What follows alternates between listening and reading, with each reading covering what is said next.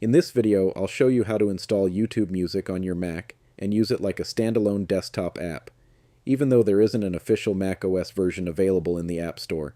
Let's get started. If you open the Mac App Store and search for YouTube Music, you won't find an official app for macOS. But the good news is, you can easily install it as a web app and use it just like a regular application on your Mac. Here's exactly how to do it. First, open Safari on your Mac.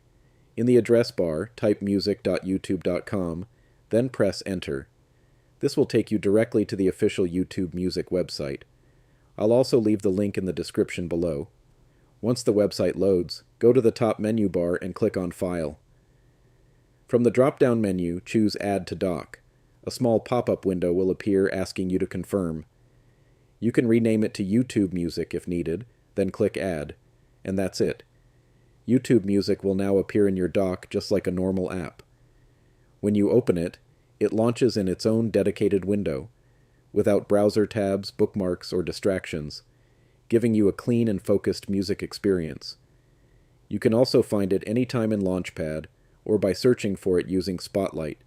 This method is fast, simple, and works perfectly on macOS. It basically turns the website into a lightweight desktop app.